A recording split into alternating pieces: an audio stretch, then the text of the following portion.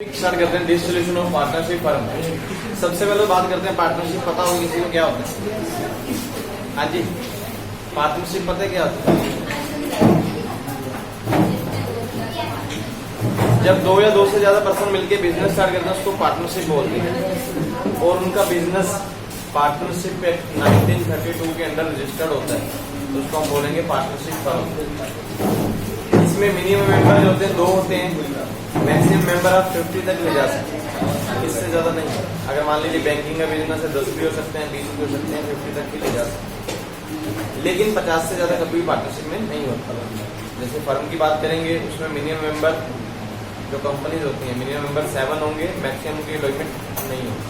अभी हम बात कर रहे हैं पार्टनरशिप फर्म के बारे में। जब 2 या 2 से ज्यादा पर्सन मिलकर कोई बिजनेस स्टार्ट करेंगे तो उसको हम पार्टनरशिप बिजनेस बोलेंगे, और ऐसा बिजनेस हमेशा एक एग्रीमेंट बेस पे होता है जिसको हम पार्टनरशिप डीड बोलते हैं। उसमें पहले से ही डिसाइड किया जाता है कि कौन से पार्टनर का कितना प्रॉफिट शेयरिंग रेशियो होगा या लॉस का रेशियो होगा, किस पार्टनर को सैलरी मिलेगी, किसको नहीं मिलेगी, किस पार्टनर को इंटरेस्ट मिलेगा या नहीं मिलेगा, कितने परसेंट इंटरेस्ट मिलेगा, ड्राइंग के ऊपर कितने परसेंट इंटरेस्ट लगेगा, पार्टनर को कमीशन मिलेगा तो कितने परसेंट मिलेगा।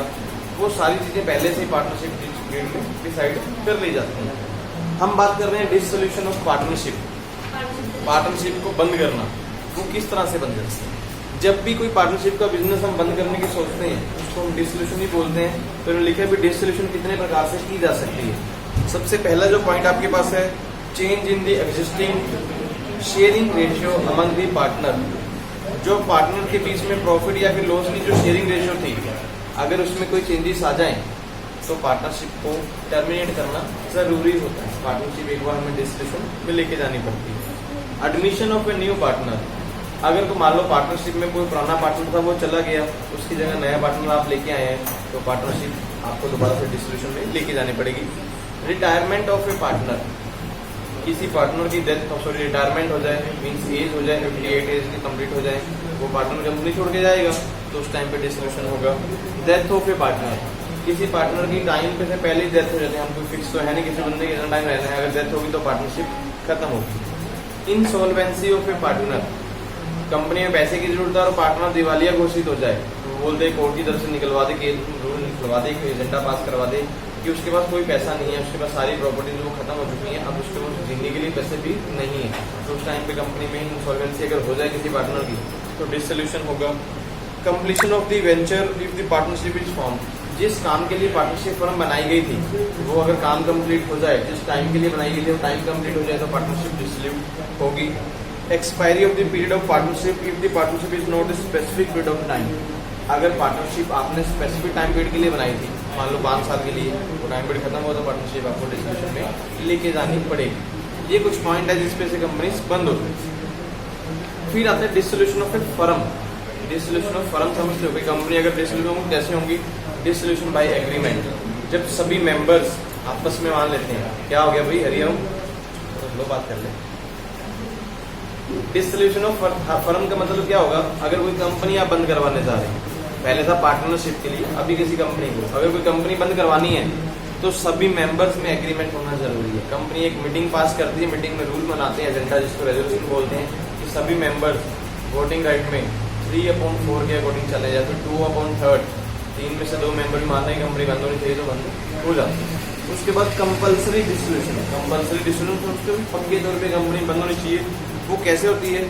सभी मेंबर्स जब पार्टनर साइन कर देते हैं कि कंपनी बंद करनी है तो कंपनी बंद होगी। कोई ऐसा एक इवेंट आ जाता है जिस पे लगता है कि अनलॉफुल काम हो रहा है बीच कंपनी में, तो कंपल्सरी की कंपनी बंद होगी। उसके बाद on the happening of certain, अगर इसके अलावा कुछ और बातें भी हो जाएं, जैसे कि बोले जिस टाइम पीरियड के लिए कंपनी बनाई गई तो टाइम पीरियड खत्म हुआ, जब हमें लगता है कि कंपनी में बिजनेस चलाना बहुत मुश्किल हो रहा है तब भी कंपनी बंद हो सकती है। कंपनी लगातार लॉस में जा रही है, उनका सर्वाइव करना मुश्किल हो रहा है तो कंपनी बंद होगी। अगर किसी पार्टनर्स की डेथ हो जाती है तो भी फर्म बंद हो जाती है। उसके बाद डिसोल्यूशन बाय नोटिस। अगर कंपनी के लिए नोटिस निकल के आ जाए गवर्नमेंट बेस पे या कोर्ट बेस पे, तो नोटिस अगर निकल के आएगा तो कंपनी बंद करनी पड़ेगी। एक है dissolution by the court. Court का मतलब कि अगर आपका बिजनेस इलीगल बिजनेस हो जाए तो कोर्ट आपको रूल बना सकती है, कोर्ट आपका बिजनेस बंद करवा सकती है।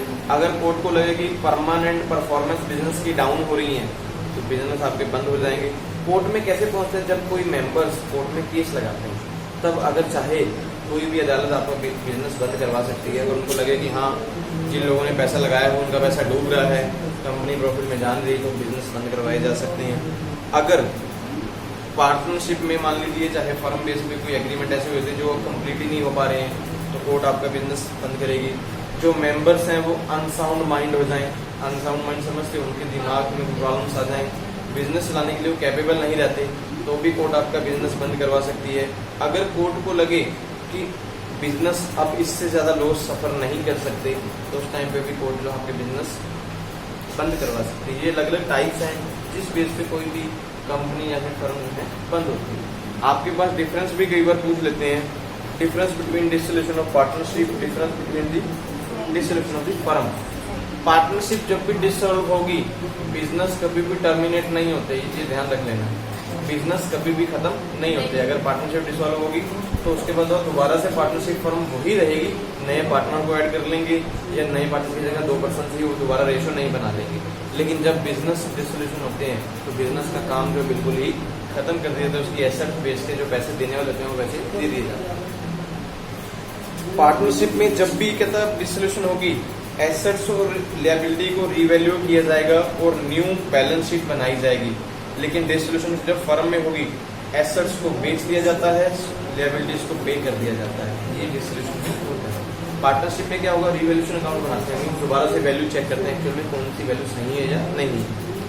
उसके बाद भी पार्टनरशिप में कोर्ट कभी भी नहीं आती कि कोई पार्टनर बोले केस लगा देंगे कोर्ट में तो बिजनेस बंद करा देंगे। पार्टनरशिप में कोर्ट का कोई रोल नहीं होता, लेकिन फर्म में कोर्ट का रोल होता है, फर्म को बंद करवा सकती है कोई भी कोर्ट। इकोनॉमी रिलेशनशिप की बात करें, पार्टनर्स के बीच में रहता है।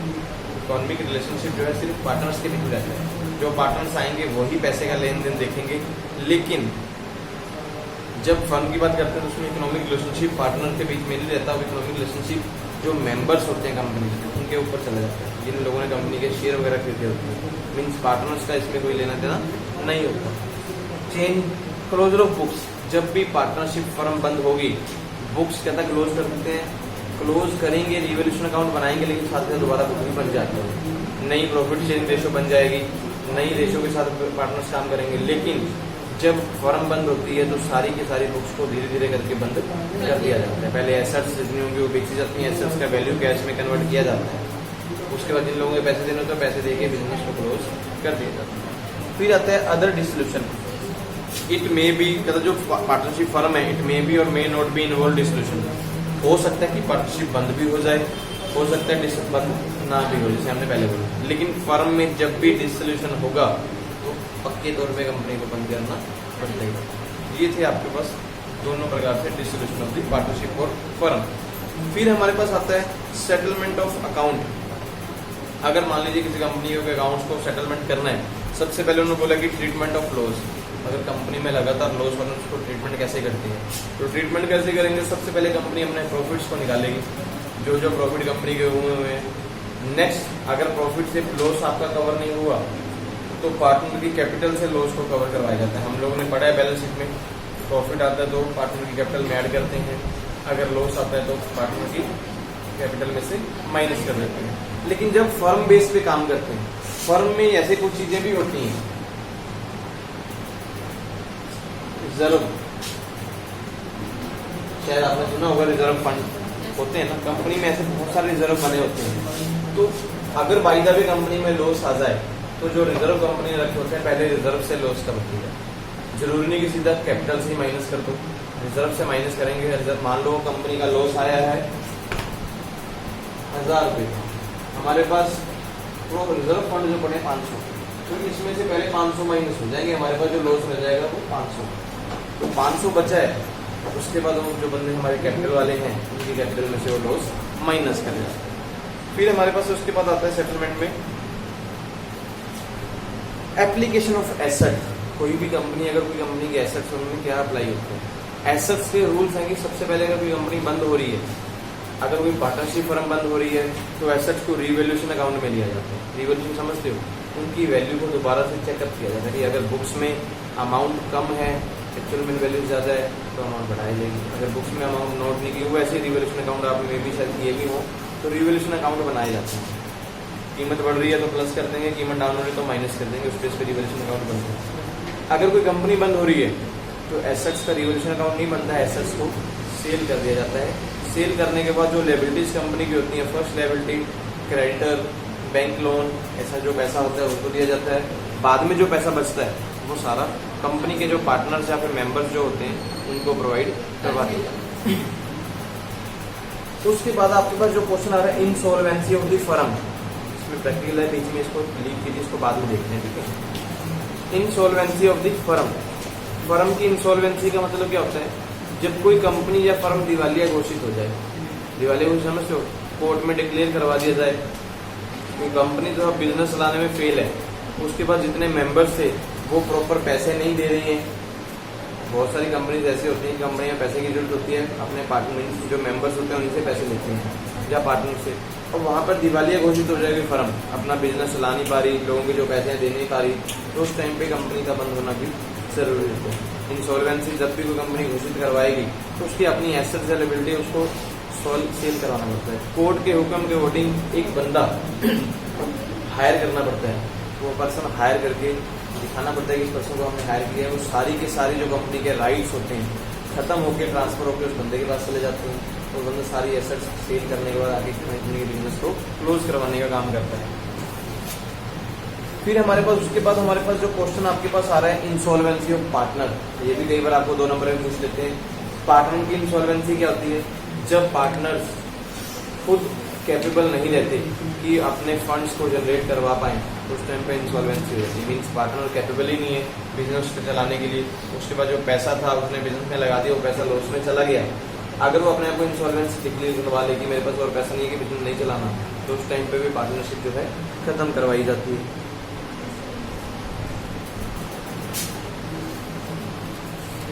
फिर आते sale to a company. Company के सेल का मतलब क्या होता है? जब हम कोई, वैसे पार्टनरशिप कभी भी सेल नहीं होती, हम बोलेंगे पार्टनरशिप को सेल कर देता है। पार्टनरशिप फर्म वही रहती है, उसमें सिर्फ पार्टनर्स चेंज होते हैं। कंपनी सेल जरूर हो जाती है जब कंपनी, मान लीजिए कोई कंपनी डिस्ट्रीब्यूशन होगी, अगर कंपनी चाहे तो अपनी कंपनी को किसी और कंपनी को बेच भी सकती है, ऐसा नहीं है। कुछ अमाउंट में किसी और बंदे के नाम पे ओनरशिप ट्रांसफर हो सकती है, ऐसा नहीं। जब भी ऐसी कोई कंपनी होगी तो उसकी लायबिलिटी जो है अदर कंपनी की लायबिलिटी बन जाती हैं, जो उसकी एसेट्स होती हैं अदर कंपनी की एसेट्स बन जाती हैं। बस जिस वैल्यू के ऊपर बिजनेस को सेल किया जाता है, मैं एग्जांपल बोलूँ गुडविल वैल्यू के ऊपर जो वैल्यू होती है वो बिजनेस वाले उस वैल्यू को अपने पास ले लेते हैं, चाहे वो कैश में चाहे वो बैंक के थ्रू, और अपना बिजनेस जो है सेल करवा सकते हैं। लेकिन ऐसा नहीं होता कि आपने कंपनी सेल कर दी और आपकी एसेट लायबिलिटी भी खत्म हो जाएंगी, ऐसा नहीं। वही एसेट दूसरी कंपनी की एसेट बनेगी, वही लायबिलिटी दूसरी कंपनी की लायबिलिटी भी बन जाती है। परचेज कंसिडरेशन, परचेज कंसिडरेशन क्या होता है? कोई भी कंपनी के बिजनेस को परचेज करने के लिए जो प्राइस पे की जाती है उसको हम परचेज कंसिडरेशन बोलते हैं। आपको 2 नंबर में क्वेश्चन आता है, insolvency of partner, insolvency of firm, ये सारे 2 नंबर के क्वेश्चन है। Purchase consideration, sale of company. Purchase consideration clear हो गया? कोई बिजनेस परचेज करने के लिए जितनी प्राइस पे की जाती है उसको परचेज कंसिडरेशन बोलते हैं। Method of calculating of purchase consideration, कौन कौन से मेथड से परचेज कंसिडरेशन को कैलकुलेट किया जाता है? सबसे पहला होता है लमसम मेथड। लमसम समझते हो? कंपनी की एसेट्स क्या हैं, लायबिलिटीज क्या हैं, उसको छोड़ के एक्चुअल में इतनी वैल्यू पे कर दी। मान लो कंपनी की एसेट लायबिलिटी देखते हुए 5 लाख कुछ बन रहा है, लेकिन एक्चुअल में जो बिजनेस को परचेज कंसिडर करेंगे हम बोलेंगे 10 लाख रुपए दे देंगे, तो 10 लाख जो एक्चुअल में बिना कैलकुलेशन के दिया गया उसको बोलते हैं लमसम मेथड। दूसरा हमारे पास मेथड आता है नेट पेमेंट मेथड।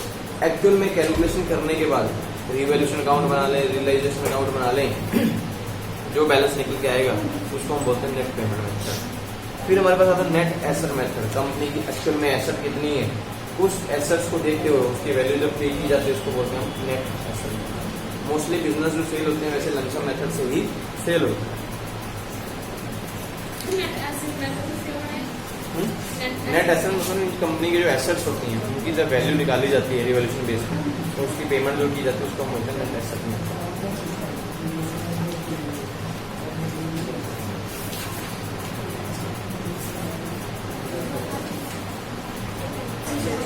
एक हमारे पास क्वेश्चन जो आता है इसमें कई बार आता है पीस मिल डिस्ट्रीब्यूशन। पीस मिल डिस्ट्रीब्यूशन पीसमेल डिस्ट्रीब्यूशन मेथड क्या कहता है कि जब कंपनी में जैसे कोई कंपनी बंद होने जा रही है, जैसे जैसे एसेट बिकती चली जाएंगी और साथ के साथ पेमेंट भी करते चले जाएंगे, इस तरह के मेथड को हम बोलते हैं पीसमेल डिस्ट्रीब्यूशन। वैसे मोस्टली कंपनीज में क्या होता है, जब कोई कंपनी बंद होती है पहले उसकी एसेट्स बेची जाती हैं, पैसा इकट्ठा किया जाता है, फिर लायबिलिटीज को पे किया जाता है। लेकिन पीसमेल डिस्ट्रीब्यूशन मेथड ये बोलता है कि जैसे जैसे एसेट बिकती चले जाएं, जिन लोगों का अकॉर्डिंग के पैसा देने वाला है वो पैसा देते चले जाएं, उसको हम डिस्ट्रीब्यूशन को बोलते हैं पीसमेल डिस्ट्रीब्यूशन। एक पीस बेचो, उसका पैसा आगे जिन लोगों को देना उसको दे दो, उसको हम बोलेंगे पीसमेल डिस्ट्रीब्यूशन। अगर डिस्ट्रीब्यूशन ऑफ फर्म को कोर्ट करवा रही है तो उसमें होता है कि पहले लिक्विडेटर को हायर किया जाता है। लिक्विडेटर समझते वो पर्सन होता है जो कंपनी बंद करवाने के लिए यूज किया जाता है। सारी के सारी राइट्स उस बंदे के नाम पे चली जाती हैं। कोई भी जो कंपनी के शेयर होल्डर होते हैं वो कंपनी के सिर्फ एक मेंबर्स बन के रह जाते हैं, शेयर होल्डर नहीं रहते वो, क्योंकि उनका जो हिस्सा होता है लिक्विडेटर के पास चला जाता है। वो सारी एसेट्स को बेचता है, पैसे इकट्ठे करता है, जिन लोगों के पैसे देने वाले होते हैं उनको बोलता है कि क्लैरिफिकेशन दो विद इन 90 डेज, 90 दिन के अंदर। अगर 90 डेज में अपना लेटर सौंप देते हैं या फिर कोई प्रूफ दे देते हैं कि हमने पैसा कंपनी से लेना है, तो वो पेमेंट उनको देना स्टार्ट कर देता है after the sale of other assets. तो ये था आपका टॉपिक जो आपका थ्योरी बेस पे हो सकता है कि कंपनी बंद होगी। जो मेन क्वेश्चन आपका इसमें आता है, पार्टनरशिप फर्म क्या है, कितने मिनिमम पार्टनर को आप साथ में लिखते हैं। आपको जो पूछा जाएगा डिसोल्यूशन होगी वो किस तरह से होती है, या फिर डिफरेंस पूछ सकते हैं डिसोल्यूशन ऑफ फर्म और डिसोल्यूशन ऑफ पार्टनरशिप। बाकी जो है क्वेश्चन जो है आपके 2 नंबर वाले आ जाएगी जल्दी। अगला टॉपिक आपके पास जो है hire purchase system and installment system. Hire purchase system ये भी शायद आपने पहले भी कभी पढ़ा हो। हायर परचेज सिस्टम क्या होता है? हायर परचेज सिस्टम वो सिस्टम होता है जब कोई कंपनी, आज के टाइम में मोस्टली सभी कंपनी ऐसे ही करती हैं कि सारा का सारा पैसा एक जगह अपनी एसेट्स में नहीं लगाती। उनको भी पता होता है कि बिजनेस चलाने के लिए भी पैसा चाहिए। जैसे हम लोगों ने सुना होगा कि वर्किंग कैपिटल, कैपिटल के बाद वर्किंग कैपिटल बन जाती है। कैपिटल जो बंदा पैसा लेके आएगा उसको वर्किंग कैपिटल से ना डे टू डे एक्टिविटी में यूज करना। अभी किसी कंपनी के पास 5 लाख रुपए एग्जाम्पल में बोलूँ, 5 लाख में उसको बिजनेस चलाना है, उसको पहले एक मशीन खरीदनी है, मशीन की वैल्यू 4 लाख रुपए है। अगर वो 4 लाख रुपए लगाते बाकी उनके पास बचता है 1 लाख रुपए, तो 1 लाख से बाकी बहुत सारे काम होते हैं। क्या सारे काम वो कर पाएंगे किसी कंपनी को स्टार्ट करने के लिए? तो मोस्टली कंपनीज क्या करती हैं कि आज के टाइम में हायर परचेज सिस्टम में या फिर इंस्टॉलमेंट सिस्टम में काम करती हैं। कोई भी एसेट खरीदनी है उसको उधार पे खरीद लेंगे या फिर किस्तों पे खरीद लेंगे। इन सिस्टम को हायर परचेज सिस्टम या फिर इंस्टॉलमेंट सिस्टम बोलते हैं। इन दोनों में डिफरेंस हम पढ़ना स्टार्ट करते हैं। सबसे पहले हमारे पास जो एग्रीमेंट है हायर परचेज एग्रीमेंट है। इस तरह के एग्रीमेंट में 2 पार्टीज होती हैं, एक पर्सन जो सेल करने वाला, दूसरा पर्सन जो परचेज करने वाला। हायर परचेज एग्रीमेंट में क्या होगा कि गुड्स डिलीवर हो जाएंगी जिस बंदे ने यूज करनी। मान लो कंपनी गुड्स लेना चाहती है, गुड्स लेके आ जाएगी, लेकिन गुड्स की जो ओनरशिप है वो कभी भी डिलीवर नहीं होती जब तक लास्ट जो इंस्टॉलमेंट है वो पे नहीं। ऐसे एग्रीमेंट इंस्टॉलमेंट बेस्ड होती हैं। स्टार्टिंग में कुछ अमाउंट पहले दे दी जाती है, बाकी की रेस्ट अमाउंट जो है इंस्टॉलमेंट में दी जाती है। लेकिन ownership of the goods does not transfer until the last installment receive. जब तक लास्ट इंस्टॉलमेंट रिसीव नहीं हो जाती, ओनरशिप कभी भी ट्रांसफर आपके नाम पे नहीं होती। हायर परचेज एग्रीमेंट मतलब लग गया। ऐसे एग्रीमेंट में 2 पार्टीज होंगी। इस एग्रीमेंट में 2 पार्टीज होंगी। इंस्टॉलमेंट पे स्पेसिफिक टाइम पीरियड के लिए कॉन्ट्रैक्ट किया जाता है। टाइम पीरियड के ऊपर इंस्टॉलमेंट दी जाएंगी with the rate of interest, जो भी इंटरेस्ट सेटअप किए जाते हैं। प्रॉपर्टी एक पर्सन से दूसरे पर्सन के पास ट्रांसफर हो जाती है, लेकिन जो ओनरशिप है वो लास्ट इंस्टॉलमेंट रिसीव्ड होने पे ही ट्रांसफर होती है।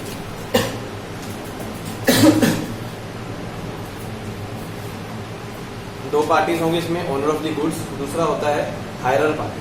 हायरर पार्टी जिसको बोलते हैं जो गुड्स को यूज करते हैं। समझ लग गया? मोस्टली कंपनी आज के टाइम ऐसे ही करती है, पूरे के पूरे पैसे किसी एसेट में लगाने की बजाय बाहर से किसी बंदे से उधार पे खरीद लीजिए। लेकिन स्पेशलिस्ट में कॉन्ट्रैक्ट में बोल दिया जाता है कि हम आपको इंस्टॉलमेंट देते रहेंगे। जैसे ही लास्ट इंस्टॉलमेंट पे हो जाएगी, गुड्स की जो ओनरशिप है आपके नाम पे ट्रांसफर हो जाती है। मैं एग्जांपल के तौर पर आप लोग बोलो मार्केट में सामान खरीदते हैं, हम बोल रहे हैं मैंने एक्टिवा वगैरह खरीद ली, उसमें भी ऐसा ही सिस्टम होता है, हायर परचेज ही होता है। आप इंस्टॉलमेंट पहले कुछ अमाउंट दे देते हैं, आरसी वगैरह जरूर आपके नाम पे बन जाती है, लेकिन जब भी कभी उसको ऑनलाइन सिस्टम में चेकअप करोगे तो सिर्फ आप उसमें अकेले ओनर नहीं होते, आपके साथ ओनर जो पर्सन कौन होता है, कोई भी बैंक से जिससे आपने लोन लिया उसका नाम बोल रहा है। फर्स्ट ओनर हमेशा वही बैंक वाले रहते हैं। आप लोग तो एक सेकंड ओनर होते हैं कि जो आपको इंस्टॉलमेंट दे रहे हैं। जब आप इंस्टॉलमेंट सारी पे कर देते हैं आपको एनओसी प्रोवाइड होती है, वो एनओसी आपको दफ्तर में जमा करनी होती है, फिर जाके आप फर्स्ट ओनर बनते हैं किसी भी प्रॉपर्टी। तो ओनरशिप कभी भी ट्रांसफर नहीं होती हायर परचेज सिस्टम में। देखो इन सिस्टम के इन्होंने कैरेक्टरिस्टिक क्या बताए हैं। सबसे पहले sale of goods on credit. हमेशा जब ऐसा कोई एग्रीमेंट होगा, गुड्स जो है सेल होंगी वो उधार पे सेल होंगी। पेमेंट इन इंस्टॉलमेंट, जो कीमत आएगी वो इंस्टॉलमेंट पे आती चली जाएगी। एग्रीमेंट के टाइम पे कुछ अमाउंट दी जाएगी, बाकी अमाउंट सारी किस्तों पे होगी। Total payments being more than the cash price. जो टोटल पेमेंट्स होंगी कैश प्राइस से हमेशा ज्यादा होती है। मान लीजिए कोई चीज 50,000 की है, एक्चुअल में जो उसका पैसा रिसीव होगा 50,000 नहीं, 50,000 से ज्यादा रिसीव होगा, मतलब 60,000 70,000 विद इंटरेस्ट वो पेमेंट रिसीव होती है। Possession of the goods. Possession of the goods means जो बंदा यूज करने वाला वो गुड्स को अपने पास रख सकता है, लेकिन उसको अपना ओनर नहीं बना सकता। वो बोलता कि मैं इसका ओनर हूँ, वो कभी नहीं होती। पोसेशन ट्रांसफर हो जाएगी, ओनरशिप कभी भी ट्रांसफर नहीं होगी। Right to use the goods. जो बंदा गुड्स को परचेज करेगा उसके पास राइट्स होता है कि गुड्स को वो यूज कर सकता है। टाइटल और ओनरशिप ऑफ गुड्स। जो गुड्स की टाइटल या ओनरशिप है वो हमेशा सेलर के पास ही रहती है। जो गुड्स का ओनर होगा वो उसके पास ही रिमेन रहती है। ये लास्ट इंस्टॉलमेंट के बाद ही ट्रांसफर होती है। For not making the payment of principal. आप जब भी ऐसे कॉन्ट्रैक्ट में आते हैं कि ऐसा बोलें कि परचेज कंसिस्ट में हम आए हैं हायर परचेज में, इसमें ऐसा कभी नहीं था कि आप इंस्टॉलमेंट्स में कोई पेमेंट नहीं करेंगे। आपको जो टाइम पीरियड फिक्स किया गया है उसके टाइम के अकॉर्डिंग सारी पेमेंट्स इंस्टॉलमेंट की करनी पड़ती है। Responsibility of maintenance of goods in good condition. इसमें रिस्पॉन्सिबिलिटी हमेशा परचेजर पार्टी की, जो हायरर पार्टी होती है उसकी होती है कि गुड्स को टाइम के अकॉर्डिंग मेंटेन करके चलना, ये हायरर पार्टी की होती है। जो भी उसकी कंडीशन, जो भी टूट या कुछ भी टूट आ रही है उसकी रेनोवेशन करवाना, रिनोवेशन करवाना, वो सारा काम हायरर पार्टी का ही होता है। Responsibility for repair. गुड्स की रिपेयर करवाने की रिस्पॉन्सिबिलिटी भी सेम रहती है हायरर पार्टी से। जो बंदा उसको यूज कर रहा है वही बंदा उसकी रिपेयर करवाता है। हम ऐसे नहीं बोल सकते जिससे हमने सामान खरीदा हम इंस्टॉलमेंट में खरीदते हैं और वो बंदा हमें ठीक भी करवा के देगा, ये कभी नहीं होता। आपके पास गुड्स आ गई है और आपको खुद ही उसको ठीक भी करवाना हो। एडवांटेज क्या होते हैं हायर परचेज एग्रीमेंट की? आपको क्वेश्चन ऐसे ही पूछा जाएगा हायर परचेज सिस्टम क्या, उसके कैरेक्टरिस्टिक, उसके एडवांटेज या फिर उसके डिसएडवांटेज या किसी पर्सन को उसके एडवांटेज हो सकते हैं। सबसे पहले एडवांटेज टू दी बायर। जो बंदा खरीदने वाला उसको क्या एडवांटेज होंगे? Easy method of the payment. उसके बहुत सिंपल मेथड होता है कि टाइम के पूरे पैसे एक बार में नहीं देने, धीरे धीरे करके कुछ पैसे देने हैं, अपना प्रॉफिट कमाता रहेगा, बिजनेस करता रहेगा। Encouragement to saving. उसके पैसे में एक इनकरेजमेंट आती है कि उसका सेविंग लेवल बढ़ जाता है। जो पैसे एक बार मान लीजिए जैसे अपने पैसे एक जगह पे लगाने थे, वो पैसे उसके वो सेव हो गए। मैंने बोला एग्जाम्पल दी 5 लाख में 4 लाख की मशीन खरीदनी थी, अभी वो उसका 4 लाख बच गया, वो 4 लाख किसी और जगह पे सेव करेगा, मीन्स अलग अलग एरिया में अपना स्पेंड कर सकता है। Free repair. जब भी कोई बंदा ऐसा आता है जिसमें उन्होंने उसको फ्री रिपेयर की सर्विस भी मिल जाती है। मैं एग्जाम्पल बोलूँ जैसे 1 साल की वारंटी, 2 साल की वारंटी कुछ मिली हुई है, 5 साल की मिली हुई है, इतने टाइम में हमें फ्री रिपेयर मिल रही होती है, हमें कोई दिक्कत ही नहीं होती। हम लोग उतने में अपना बिजनेस बहुत। उसके बाद purchase of the value of goods. जब भी हम गुड्स खरीदते हैं जो परचेज वैल्यू होती है हमें एकदम से पे करनी नहीं पड़ती, हम इंस्टॉलमेंट में वैसे पैसे को पे करते हैं। फिर आते हैं एडवांटेज टू द सेलर। जो बंदा सेल करने वाला था उसको क्या एडवांटेज होते हैं? Increase in sale. एक तो उसकी सेल बढ़ जाती है, लोग खरीदने वाले उसको पता होता है कि बंदा खरीदेगा, आप दूसरे लोगों को भी बोलता है उस बंदे से सामान खरीदो, वो उधार पे पैसे सामान दे रहे हैं, तो उसकी सेल ऑटोमेटिक बन जाएगी, उसका मीन्स नेम एंड फेम होगा। अगर अच्छा व्यवहार चल रहे होंगे तो इंक्रीज इन इनकम, उसकी इनकम बढ़ जाती है। अगर वो पूरी की पूरी कीमत 50,000 की चीज़ 50,000 में बेच रहा है तो उसमें उतनी का हमारा जितना प्रॉफिट है। अगर वो हायर बजट में सेल कर रहा है विद इंटरेस्ट पैसे लेगा, टाइम पीरियड जरूर लगता है लेकिन उसकी इनकम उतनी ही बढ़ जाती है। Easy realisation of installment. जो इंस्टॉलमेंट होती है इजीली बेसिस उसको आती रहती है। आज के टाइम में सिस्टम बहुत अच्छा कर रही है, बहुत सारी कंपनियों ने भी आपको नहीं किस्त भरोगे, जो चीज़ें आपके पास हैं वो बंद होने जाती हैं, जब उठा के ले जाते हैं लोग रात, तो इस टाइम में क्या इजीली बेस पर इंस्टॉलमेंट आपके पास पहुँच जाती है। Close relationship between buyer and seller. Buyer और सेलर के बीच में रिलेशनशिप बने रहते हैं, आपस में मिलते जुलते रहते हैं और कीमतें आपस रिलेशनशिप में कन्वर्ट होती रहती हैं। Possibility of sale of other goods. जब ऐसा कोई कॉन्ट्रैक्ट कोई सेलर कर रहा होता है उसके बाद पॉसिबिलिटी ऐसी भी जनरेट होती है, अगर उसके पास कोई और एसेट्स भी हैं तो वो भी सेल साथ के साथ हो जाती है। केवल कोई ऐसा सेलर बैठा हो कि सामान सेल नहीं हो रहा होता, ऐसे कॉन्ट्रैक्ट में आता है जो सामान तो बिक रहा है सेल में, बहुत सारे लोग आपकी मार्केट शॉप जैसे ऑफिस में आने लगेंगे या फिर आपके स्टोर में आने लगेंगे, तो आपके अदर गुड्स भी सेल होने के चांसेस बढ़ जाते हैं। फिर आते हैं advantage to the society. Society समझते हो जो इस एरिया में हम रह रहे हैं उनको क्या बेनिफिट होता है हायर परचेज में? सबसे पहले बेनिफिट इंक्रीजिंग प्रोडक्शन। मार्केट में सोसाइटी में क्या होगा, प्रोडक्शन बढ़ जाएगा। हायर परचेज है कि जिन लोगों को कैपेबिलिटी नहीं होती कि सामान खरीदेंगे वो लोग किसमें सामान खरीदते हैं। आज के टाइम बहुत सारे लोग ऐसे मिलेंगे जो लोग जिनके पास पैसे भी नहीं होते, वो लोग कम होता है, मीन्स खाना पीना नॉर्मल चल रहा होता है, वो लोग इंस्टॉलमेंट में अपना सामान लेके आते हैं। बहुत लोग सोचते हैं ये भी ले आया, क्योंकि सोसाइटी लेवल में प्रोडक्शन बढ़ा हुआ है तो कंपनियां खुद चाहती हैं कि उधार में सामान लो हमसे। आज के टाइम में तो बहुत सारी आपने इसमें फोन पे भी देखा होगा 10-10 हज़ार के लोन तो ऐसे फोन पे मिल जाते हैं, आधार कार्ड पैन कार्ड दो और वो पे कर भी देते हैं कंपनी वाले। अगर आप टाइम पे वापस कर देते हैं वो भी पैसे आपको दोबारा आपकी लिमिट बढ़ा देते हैं। अगर नहीं पे करते तो आपको हर जगह से ब्लॉक करवा देते हैं, आपका जो सिबिल स्कोर डाउन हो जाए, आप कहीं से भी उधार पे सामान नहीं खरीद सकते। दूसरा, इंक्रीज इन एम्प्लॉयमेंट। अगर हाई परचेज सिस्टम जितना ज़्यादा बढ़ेगा, प्रोडक्शन बढ़ेगी तो सोसाइटी में एम्प्लॉयमेंट भी बढ़ेगी, क्योंकि काम जैसे स्टार्ट हो जाएगा, सामान बिकने स्टार्ट हो जाएंगे तो ऑटोमोड पे सामान बनाने अभी उनके लिए काम के लिए बंदे तो चाहिए होते हैं, एम्प्लॉयमेंट लेवल अपने आप बढ़ जाएगा। Increase in standard of living. लोगों का लिविंग स्टैंडर्ड जो अपने बढ़ जाएगा। जो लोग अपने आप को दिखाते हैं कि गरीबी रेखा से नीचे रह रहे हैं, अब उसके पास कार गाड़ी सब कुछ एसी वगैरह आ जाए तो गरीबी रेखा से अपने आप ही ऊपर उठ जाते हैं। जो लोग बोलते हैं कि हमारे पास ये नहीं है, जब हायर परचेज सिस्टम में आ गया, सामान आपके नाम पे आ गया तो आप लिविंग स्टैंडर्ड आपका अपने आप ही बढ़ जाते हैं। फिर आते हैं disadvantage of higher purchase system. इसमें डिसएडवांटेज क्या है? सबसे पहले हाई प्राइस। इन्होंने डिसएडवांटेज होती है परचेजर, जो बंदा सामान खरीदने वाला उसके लिए बेनिफिट नुकसान क्या होता है, उसको हाई प्राइस पे करनी पड़ती है। जो कीमत 50,000 की 1,000 का हो सकता है, आपको लगभग 70-75 हज़ार का पे करनी पड़ेगी। Fear of repossession of goods. जो बंदा सामान खरीद के गया होता है उसको हमेशा डर भी रहता है कि मेरी गुड्स को वापस ना ले जाए जिस बंदे की ओनर की गुड्स। क्यों होता है कि अगर उसने इंस्टॉलमेंट नहीं पे की होती, चलता ही है। अगर आप इंस्टॉलमेंट नहीं पे कर रहे, एक इंस्टॉलमेंट देखेंगे, दूसरी पे करेंगे, नहीं करी, तीसरी में आपको गुड्स लेके जाएंगे। अगर आप कहीं से छुपा रहे हो तो आपको गुड्स के साथ ही उठा के ले जाते हैं कि ये काम भी कर लो, बंदे को वहीं जाके छोड़ देंगे। Purchase of unnecessary goods. कई बार ऐसा होता है कि ऐसे कॉन्ट्रैक्ट में जाने के लिए कई बार हमें अननेसेसरी गुड्स भी खरीदनी पड़ती है। कुछ ऐसे एग्रीमेंट मार्केट में भी मिल जाते हैं कि अगर आपने ये सामान हमारे से हायर परचेज में खरीदना है तो इसके साथ ये चीज़ भी खरीदनी पड़ेगी। हमें जरूरत नहीं होती लेकिन हमें वो भी फिर भी खरीदनी पड़ती है, ये भी एक बर्डन होता है। Mental disturbance. दिमाग के ऊपर बोझ हमेशा बना रहता है। जब हायर परचेज एग्रीमेंट में जाते हैं तो बोझ होता है कि हर साल हर महीने ये पैसे देने ही देने हैं, चाहे हमारी इनकम हो चाहे ना हो। तो मेंटल के ऊपर हमेशा दिमाग के ऊपर प्रेशर बंदे की रहते ही रहते हैं। No ownership on goods. ऐसे कॉन्ट्रैक्ट में जब हम गुड्स खरीदते हैं हमारी ओनरशिप होती ही नहीं है। हम बोले कि मेरे नाम पे आरसी बुजुर्ग या कुछ भी बन के मैंने गाड़ी खरीदी है, आपकी ओनरशिप नहीं होती। कभी भी आपसे वो सामान लिया जा सकता है अगर आप इंस्टॉलमेंट्स नहीं पे करते तो ये भी रहता है। ओनरशिप हमेशा लास्ट इंस्टॉलमेंट पे आती है। डिसएडवांटेज तो सेलर क्या है, जिस बंदे ने गुड्स बेची हैं उसको क्या डिसएडवांटेज होता है? सबसे पहले नीड ऑफ मोर कैपिटल। जैसे वो अपनी गुड्स किसी को भेज देगा, मान लीजिए उधार पे बेच दी, एक बार में पैसे ही कमाने थे, नहीं ऐसे दोबारा मिल सकते थे, अब उसने उधार पे बेच दी, सारे पैसे तो नहीं आए, किस्तों में पैसे आने हैं। अगर वो नया प्रोडक्ट लेके आना है उसने मार्केट में और बेचने के लिए, उसको और पैसे की जरूरत पड़ती है, तो पैसा उसको बार बार बिजनेस में लगाना पड़ता है। वो पैसा धीरे धीरे उसका रिकवर होता है। दूसरा, डिफिकल्टी इन रियलाइजिंग। कई बार ऐसा होता है बहुत सारी प्रॉब्लम आती है इंस्टॉलमेंट लेने में। मैं एग्जांपल बोलूँ कि बंदा पहली किस्त बोला मैं बीमार था, दे नहीं पाया, जब मेरी सैलरी नहीं मिली।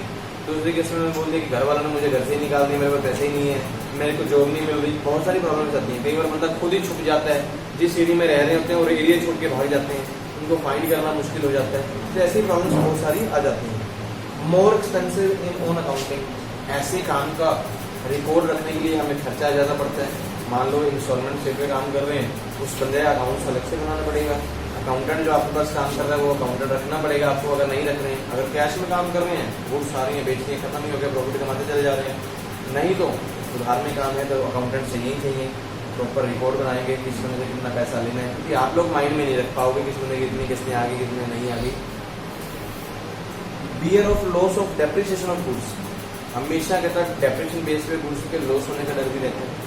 आज मैंने ऐसा जो खरीदी वो 50,000 की खरीदी, मैंने बेच दी भाई 50,000 की, हमको 60,000 की बेच दी, 10,000 प्रॉफिट कमा लिया। लेकिन वो 60,000 मुझे किस्तों में आना है। बंदे ने 2 इंस्टॉलमेंट भी उसके बाद पे ही नहीं कर रहा। मैं वो गुड्स उठा के ले आया, चाहे उठा के ले आया, जब दोबारा बेचूंगा वो 60,000 की तो दिखेगी। हो सकता है भी 2 किस्तें उसने बंदे ने भरी है, मैंने तो 60,000 सोचा था, वो बिकी 30,000 की, तो उस टाइम पे लॉस होने का चांस भी रहता है जो बंदे ने सेल गुड्स करने थे। ये थे आपके पास हायर परचेज कॉन्ट्रैक्ट के एडवांटेज और डिसएडवांटेज। उसके बाद आते हैं लास्ट लेवल से necessary accounts in the books of hire purchaser. Hire purchaser जो अकाउंट्स होते हैं उसमें कौन कौन से अकाउंट्स ओपन होते हैं उनकी बुक्स में सबसे पहले एसेट अकाउंट, एसेट का अकाउंट दोनों पार्टी में खुलता ही खुलता है। उसके बाद वेंडर अकाउंट, जिस बंदे ने गुड्स जिससे हमने सामान खरीदा होता है उसका अकाउंट हमने बनता ही है। इंटरेस्ट अकाउंट, इंटरेस्ट का भी अलग से अकाउंट बनाना पड़ता है कि पर इंस्टॉलमेंट के अकॉर्डिंग या फिर पूरे साल के अकॉर्डिंग कितना ब्याज लग रहा है। डेप्रिसिएशन अकाउंट, डेप्रिसिएशन अकाउंट भी हमें साथ में बनाना पड़ता है, कोई एसेट होगी उसका डेप्रिसिएशन भी हम बनाते हैं। तो ये 3-4 अकाउंट हैं जो कभी भी बुक्स में बनते हैं हायर परचेज अकाउंट में। आज के लिए इतना ही बोलते, बाकी कल करते हैं।